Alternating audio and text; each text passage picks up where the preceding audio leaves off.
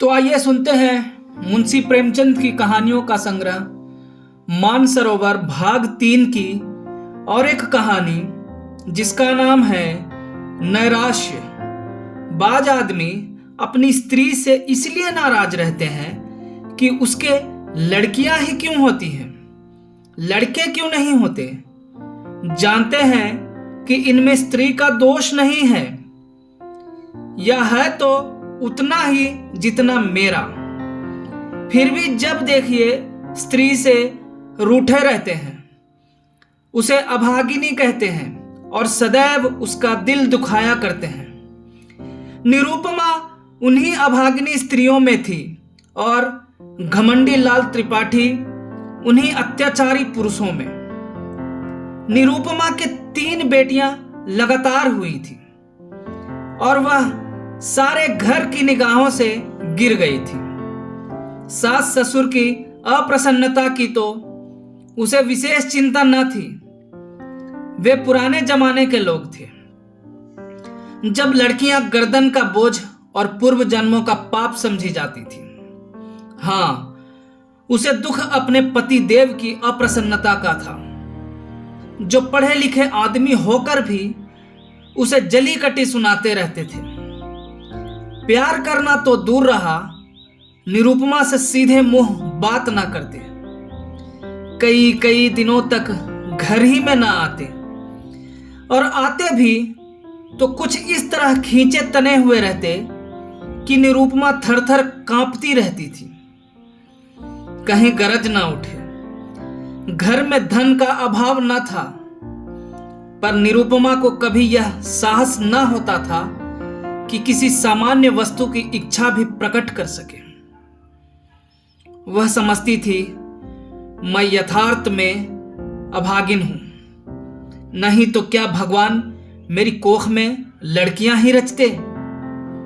पति की एक मृदु मुस्कान के लिए, एक मीठी बात के लिए उसका हृदय तड़प कर रह जाता था। यहां तक कि वह अपनी लड़कियों को प्यार करते हुए सकुचाती थी कि लोग कहेंगे पीतल की नथ पर इतना गुमान करती है। जब त्रिपाठी जी के घर में आने का समय होता तो किसी न किसी बहाने से वह लड़कियों को उनकी आंखों से दूर कर देती थी। सबसे बड़ी विपत्ति यह थी कि त्रिपाठी जी ने धमकी दी थी कि अब की कन्या हुई तो घर छोड़कर निकल जाऊंगा, इस नरक में क्षण भर भी न ठहरूंगा। निरुपमा को वह चिंता और भी खाए जाती थी। वह मंगल का व्रत रखती थी, रविवार, निर्जला एकादशी और ना जाने कितने व्रत करती थी। स्नान पूजा तो नित्य का नियम था, पर किसी अनुष्ठान से मनोकामना ना पूरी होती थी। नित्य अवहेलना, तिरस्कार, उपेक्षा, अपमान सहते सहते उसका चित्त संसार से विरक्त हो जाता था। जहां कान एक मीठी बात के लिए, आंखें एक प्रेम दृष्टि के लिए, हृदय एक आलिंगन के लिए तरस कर रह जाए, घर में अपनी कोई बात ना पूछे, वहां जीवन से क्यों ना आरोची हो जाए। एक दिन घोर निराशा की दशा में उसने अपनी बड़ी भावज को एक पत्र लिखा। एक एक अक्षर से असह वेदना टपक रही थी। भावज ने उत्तर दिया, तुम्हारे भैया जल्द तुम्हें विदा कराने जाएंगे। यहां आजकल एक सच्चे महात्मा आए हुए हैं, जिनका आशीर्वाद कभी निष्फल नहीं जाता। यहां कई संतानहीन स्त्रियां उनके आशीर्वाद से पुत्रवती हो गई। पूर्ण आशा है कि तुम्हें भी उनका आशीर्वाद कल्याणकारी होगा। निरुपमा ने यह पत्र पति को दिखाया। त्रिपाठी जी उदासीन भाव से बोले, सृष्टि रचना महात्माओं के हाथ का काम नहीं, ईश्वर का काम है। निरुपमा, हां, लेकिन महात्माओं में भी तो कुछ सिद्धि होती है। घमंडी लाल, हां होती है, पर ऐसे महात्माओं के दर्शन दुर्लभ हैं। निरुपमा, मैं तो इस महात्मा के दर्शन करूंगी। घमंडी लाल, चली जाना। निरुपमा, जब बांझिनों के लड़के हुए तो मैं क्या उनसे भी गई गुजरी हूं? घमंडी लाल, कह तो दिया भाई, चली जाना। यह करके भी देख लो, मुझे तो ऐसा मालूम होता है पुत्र का मुख देखना हमारे भाग्य में ही नहीं है। कई दिन बाद निरुपमा अपने भाई के साथ मायके गई। तीनों पुत्रियां भी साथ थी। भाभी ने उन्हें प्रेम से गले लगाकर कहा, तुम्हारे घर के आदमी बड़े निर्दयी हैं। ऐसी गुलाब के फूलों की सी लड़कियां पाकर भी तकदीर को रोते हैं। ये तुम्हें भारी हो तो मुझे दे दो। जब ननद और भावज भोजन करके लेटी तो निरुपमा ने पूछा, वह महात्मा कहाँ रहते हैं? भावज, ऐसी जल्दी क्या है, बता दूंगी। निरुपमा, है नगीच ही ना? भावज, बहुत नगीच। जब कहोगी उन्हें बुला दूंगी। निरुपमा, तो क्या तुम लोगों पर बहुत प्रसन्न है क्या? भावज, दोनों वक्त यहीं भोजन करते हैं, यहीं रहते हैं। निरुपमा, जब घर ही में वैद तो मरिए क्यों? आज मुझे उनके दर्शन करा देना। भावज, भेंट क्या दोगी? निरुपमा, मैं किस लायक हूं? भावज, अपनी सबसे छोटी लड़की दे देना। निरुपमा, चलो गाली देती हो। भावज, अच्छा यह न सही, एक बार उन्हें प्रेमालिंगन करने देना। निरुपमा, भाभी मुझसे ऐसी हंसी करोगी तो मैं चली जाऊंगी। भावज, वह महात्मा बड़े रसिया हैं। निरुपमा, तो चूल्हे में जाए, कोई दुष्ट होगा। भावज, उनका आशीर्वाद तो इसी शर्त पर मिलेगा, वह और कोई भेंट स्वीकार ही नहीं करते। निरुपमा, तुम तो यूं बातें कर रही हो मानो उनकी प्रतिनिधि हो। भावज, हां, वह यह सब विषय मेरे ही द्वारा तय किया करते हैं। मैं भेंट लेती हूं, मैं ही आशीर्वाद देती हूं, मैं ही उनके हितार्थ भोजन कर लेती हूं। निरुपमा, तो यह कहो कि तुमने मुझे बुलाने के लिए यह हिला निकाला है। भावज, नहीं, उनके साथ ही तुम्हें कुछ ऐसे गुर बता दूंगी जिससे तुम अपने घर आराम से रहो। इसके बाद दोनों सखियों में कानाफूसी होने लगी। जब भावज चुप हुई तो निरुपमा बोली, और जो कहीं फिर कन्या हुई तो? भावज, तो क्या, कुछ दिन तो शांति और सुख से जीवन कटेगा, यह दिन तो कोई लौटा ना लेगा। पुत्र हुआ तो कहना ही क्या, पुत्री हुई तो फिर कोई नई युक्ति निकाली जाएगी। तुम्हारे घर के जैसे अक्ल के दुश्मनों के साथ ऐसे ही चाले चलने में गुजारा है। निरुपमा, मुझे तो संकोच मालूम होता है। भावज, त्रिपाठी जी को 2-4 दिन में पत्र लिख देना कि महात्मा जी के दर्शन हुए और उन्होंने मुझे वरदान दिया है। ईश्वर ने चाहा तो उसी दिन से तुम्हारी मान प्रतिष्ठा होने लगेगी। घमंडी दौड़े हुए आएंगे और तुम्हारे ऊपर प्राण निछावर करेंगे। कम से कम साल भर तो चैन की बंसी बजाना, इसके बाद देखी जाएगी। निरुपमा, पति से कपट करूं तो पाप न लगेगा? भावज, ऐसे स्वार्थियों से कपट करना पुण्य है। 3-4 महीने के बाद निरुपमा अपने घर आई। घमंडी लाल उसे विदा कराने गए थे। सरहज ने महात्मा जी का रंग और भी चोखा कर दिया। बोली, ऐसा तो किसी को देखा नहीं कि इन महात्मा जी ने वरदान दिया हो और वह पूरा ना हो गया हो।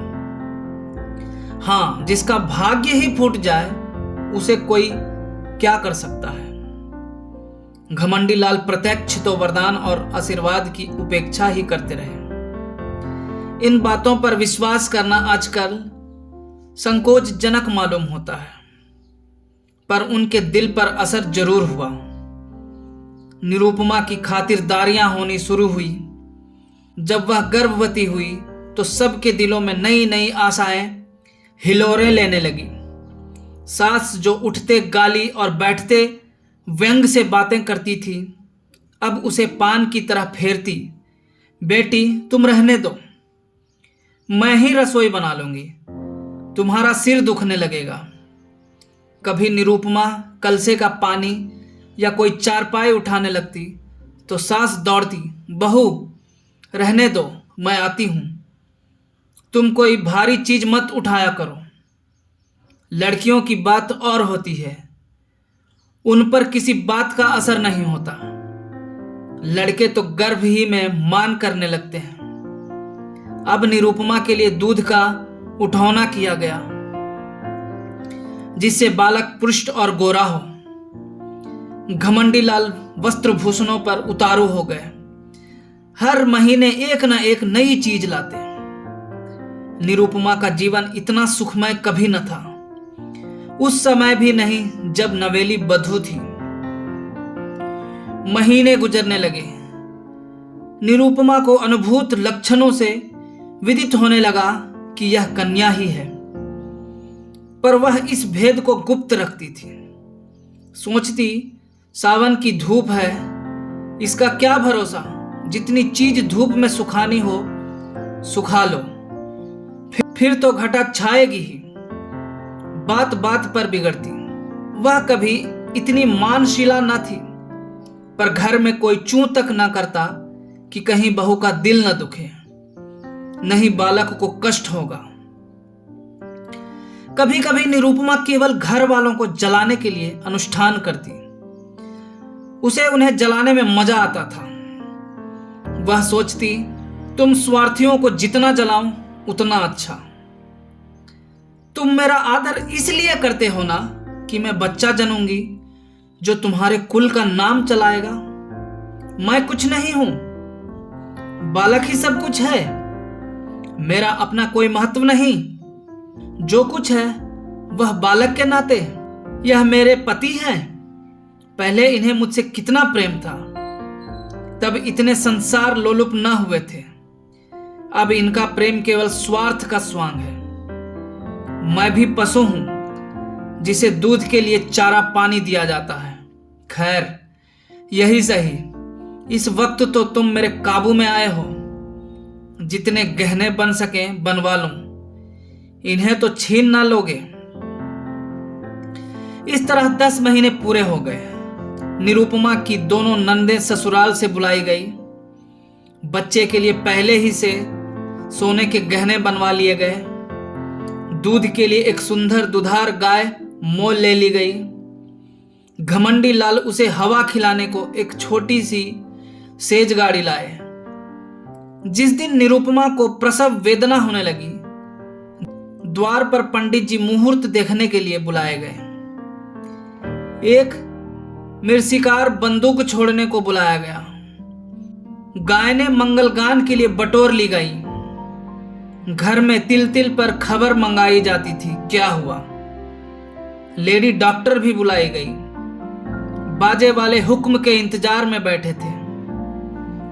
पामर भी अपनी सारंगी लिए जच्चा मान करे नंदलाल सो कितान सुनाने को तैयार बैठा था। सारी तैयारियां, सारी आशाएं, सारा उत्साह, सारा समारोह एक ही शब्द पर अवलंबित था। ज्यों-ज्यों देर होती थी, लोगों में उत्सुकता बढ़ती जाती थी। घमंडी लाल अपने मनोभावों को छिपाने के लिए एक समाचार पत्र देख रहे थे, मानो उन्हें लड़का या लड़की दोनों ही बराबर है। मगर उनके बूढ़े पिताजी इतने सावधान न थे। उनकी बाँछें खिली जाती थी, हंस हंस कर सबसे बात कर रहे थे और पैसों की एक थैली को बार बार उछालते थे। मिर्सिकार ने कहा, मालिक से अब की पगड़ी दुपट्टा लूंगा। पिताजी ने खिलकर कहा, अबे कितनी पगड़ियां लेगा, इतनी बेभाव की दूंगा कि सर के बाल गंजे हो जाएंगे।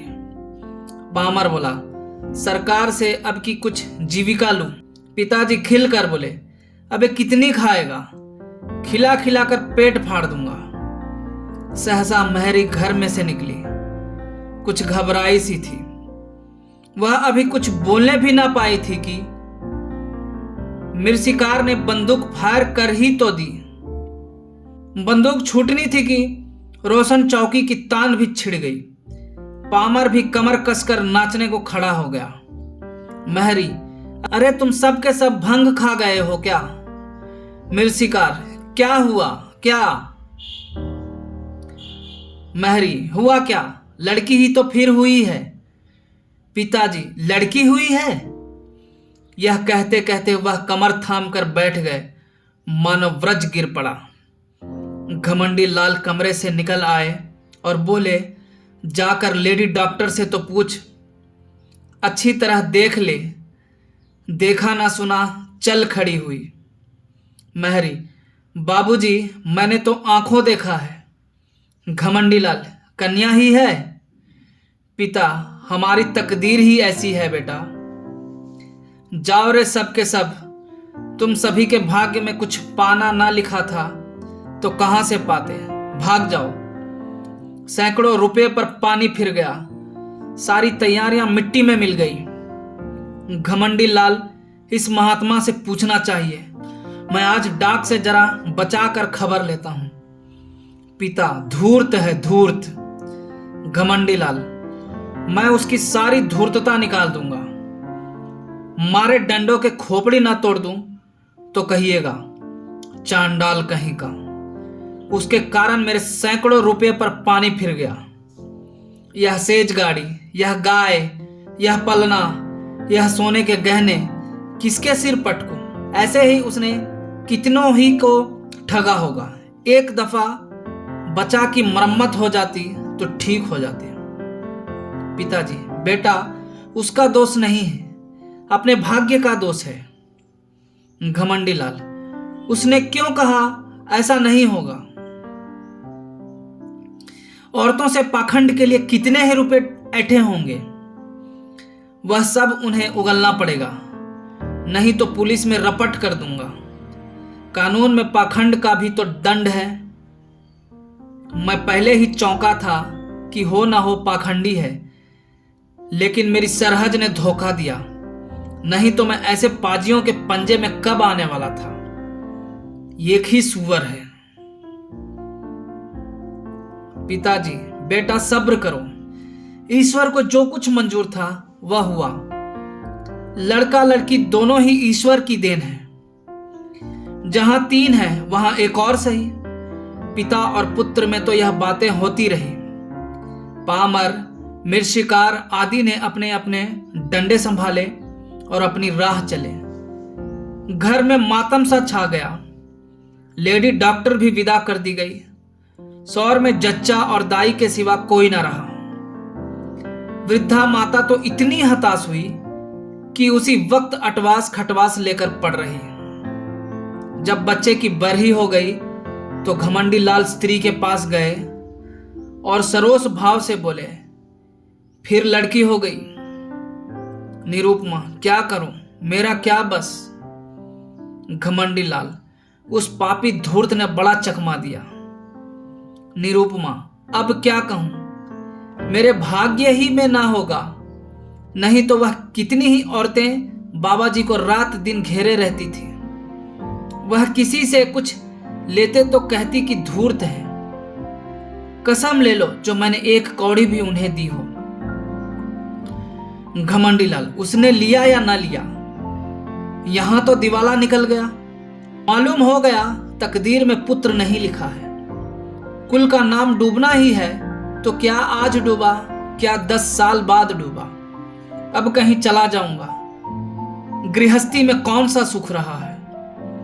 वह बहुत देर तक खड़े खड़े अपने भाग्य को रोते रहे, पर निरुपमा ने सिर तक ना उठाया। निरुपमा के सिर फिर वही विपत्ति आ पड़ी, फिर वही ताने, वही अपमान, वही अनादर, वही छीछा लेदर। किसी को चिंता न रहती कि खाती पीती है या नहीं, अच्छी है या बीमार है, दुखी है या सुखी। घमंडी लाल यद्यपि कहीं न गए, पर निरुपमा को यह धमकी प्रायः नित्य ही मिलती रहती थी। कई महीने यूं ही गुजर गए तो निरुपमा ने फिर भावच को लिखा कि तुमने और भी मुझे विपत्ति में डाल दिया। इससे तो पहले ही भली थी, अब तो कोई बात भी नहीं पूछता कि मरती है या जीती है। अगर यही दशा रही तो स्वामी जी चाहे संन्यास ले या ना ले, लेकिन मैं संसार को अवश्य त्याग दूंगी। भाभी यह पत्र पाकर परिस्थिति समझ गई। अब की उसने निरुपमा को बुलाया नहीं, जानती थी कि लोग विदा ही ना करेंगे। पति को लेकर स्वयं आ पहुंची। उसका नाम सुकेशी था। बड़ी मिलनसार, चतुर, विनोदशील स्त्री थी। आते ही आते निरुपमा की गोद में कन्या देखी तो बोली, अरे यह क्या? सास, भाग्य है और क्या। सुकेशी, भाग्य कैसा? इसने महात्मा जी की बातें भुला दी होंगी। ऐसा तो हो ही नहीं सकता कि वह मुंह से जो कुछ कह दे वह ना हो। क्यों जी, तुमने मंगल का व्रत रखा? निरुपमा, बराबर एक व्रत भी न छोड़ा। सुकेशी, 5 ब्राह्मणों को मंगल के दिन भोजन कराती रही? निरुपमा, यह तो उन्होंने नहीं कहा था। सुकेशी, तुम्हारा सिर, मुझे खूब याद है, मेरे सामने उन्होंने बहुत जोर देकर कहा था। तुमने सोचा होगा ब्राह्मणों को भोजन कराने से क्या होता है। यह न समझना कि कोई अनुष्ठान सफल नहीं होता जब तक विधिवत उसका पालन न किया जाए। सास, इसने कभी इसकी चर्चा ही नहीं की। नहीं 5 क्या 10 ब्राह्मणों को जिमा देती। तुम्हारे धर्म से कुछ कमी नहीं है। सुकेशी, कुछ नहीं, भूल हो गई और क्या। रानी, बेटे का मुंह यूं देखना नसीब नहीं होता। बड़े बड़े जप तप करने पड़ते हैं। तुम मंगल के एक व्रत ही से घबरा गई। सास, अभागिनी है और क्या। घमंडी लाल, ऐसी कौन सी बड़ी बातें थी जो याद न रही। वह खुद हम लोगों को जलाना चाहती है। सास, वही तो कहूं कि महात्मा की बात कैसे निष्फल हुई। यहां 7 वर्षों तक तुलसी माई को दिया चढ़ाया, जब जाके बच्चे का जन्म हुआ। घमंडी लाल, इन्होंने समझा था दाल भात का कौर है। सुकेशी, खैर अब जो हुआ सो हुआ, कल मंगल है, फिर व्रत रखो और अब की 7 ब्राह्मणों को जिमाओ। देखें कैसे महात्मा जी की बात नहीं पूरी होती। घमंडी लाल, व्यर्थ है, इनके किए कुछ ना होगा। सुकेशी, बाबूजी, आप विद्वान समझदार होकर इतना दिल छोटा करते हैं। अभी आपकी उम्र ही क्या है, कितने पुत्र लीजिएगा। ना को दम ना हो जाए तो कहिएगा। सास, बेटी, दूध पूत से भी किसी का मन भरा है। सुकेशी, ईश्वर ने चाहा तो आप लोगों का मन भर जाएगा, मेरा तो भर गया। घमंडी लाल, सुनती हो महारानी, अब की कोई गोलमाल मत करना। अपनी भाभी से सब ब्यौरा अच्छी तरह पूछ लेना। सुकेशी, आप निश्चिंत रहें, मैं याद करा दूंगी। क्या भोजन करना होगा, कैसे रहना होगा, कैसे स्नान करना होगा, यह सब लिखा दूंगी। और अम्मा जी, आज के 18 मास बाद आपसे कोई भारी इनाम लूंगी। सुकेशी 1 सप्ताह यहां रही और निरुपमा को खूब लिखा पढ़ाकर चली गई। निरुपमा का इकबाल फिर चमका। घमंडी लाल अब की इतने आश्वासित हुए कि भविष्य ने भूत को भुला दिया। निरुपमा फिर बांदी से रानी हुई। सास फिर उसे पान की भांति फेरने लगी। लोग उसका मुंह जोहने लगे। दिन गुजरने लगा। निरुपमा कभी कहती, अम्मा जी, आज मैंने स्वप्न देखा कि एक वृद्धा स्त्री ने आकर मुझे पुकारा और एक नारियल देकर बोली, यह तुम्हें दिए जाती हूं। कभी कहती, अम्मा जी, अब की ना जाने क्यों मेरे दिल में बड़ी बड़ी उमंगें पैदा हो रही हैं। जी चाहता है खूब गाना सुनूं, नदी में खूब स्नान करूं, हरदम नशा सा छाया रहता है। सास सुनकर मुस्कुराती और कहती, बहू ये शुभ लक्षण है। निरुपमा चुपके चुपके माजून मंगाकर खाती और अपने असल नेत्रों से ताकती हुई घमंडी लाल से पूछती, मेरी आंखें लाल है क्या? घमंडी लाल खुश होकर कहते, मालूम होता है नशा चढ़ा हुआ है, ये शुभ लक्षण है। निरुपमा को सुगंधों से कभी इतना प्रेम न था। फूलों के गजरों पर अब वह जान देती थी। घमंडी लाल अब नित्य सोते समय उसे महाभारत की वीर कथाएं पढ़कर सुनाते, कभी गुरु गोविंद सिंह की कीर्ति का वर्णन करते। अभिमन्यु की कथा से निरुपमा को बड़ा प्रेम था। पिता अपने आने वाले पुत्र को वीर संस्कारों से परिपूरित कर देना चाहता था।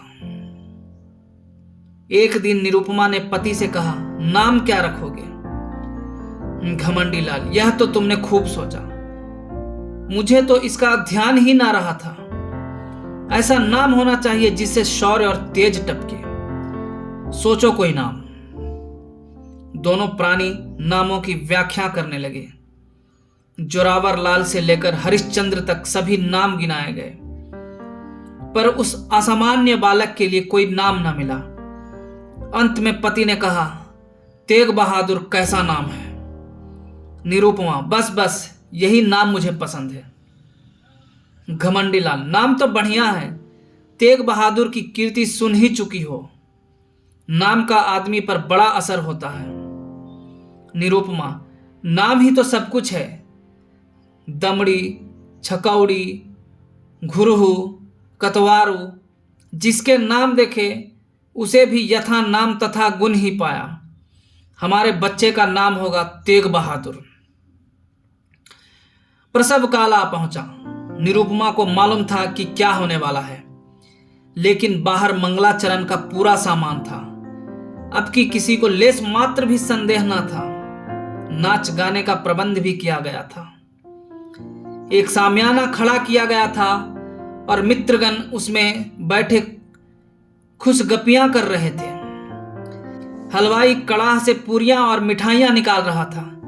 कई बोरे अनाज के रखे हुए थे कि शुभ समाचार पाते ही भिक्षुओं को बांटे जाए, एक क्षण का भी विलंब न हो, इसलिए बोरों के मुंह खोल दिए गए थे। लेकिन निरुपमा का दिल प्रतिक्षण बैठा जाता था। अब क्या होगा? 3 साल किसी तरह कौशल से कट गए और मजे में कट गए, लेकिन अब विपत्ति सिर पर मंडरा रही है। हाय, कितनी परवस्था है! निरपराध होने पर भी यह दंड। अगर भगवान की इच्छा है कि मेरे गर्भ से कोई पुत्र ना जन्म ले तो मेरा क्या दोष? लेकिन कौन सुनता है? मैं ही अभागिनी हूं, मैं ही त्याज्य हूं, मैं ही कुलमुही हूं, इसलिए ना कि परवश हूं। क्या होगा?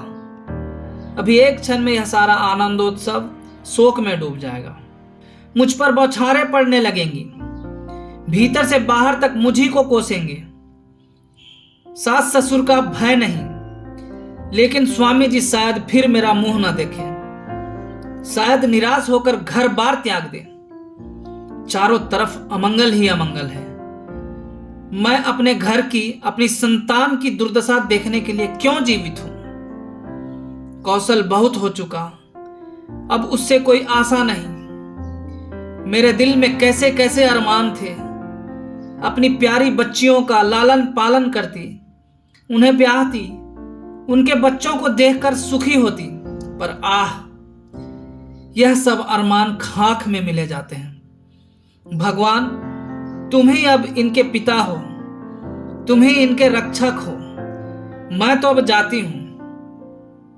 लेडी डॉक्टर ने कहा, वेल, फिर लड़की है। भीतर बाहर कोहराम मच गया, पिट्टस पड़ गई। घमंडी लाल ने कहा, जहन्नुम में जाए ऐसी जिंदगी, मौत भी नहीं आ जाती। उनके पिता भी बोले, अभागिन है, वज्र अभागिनी।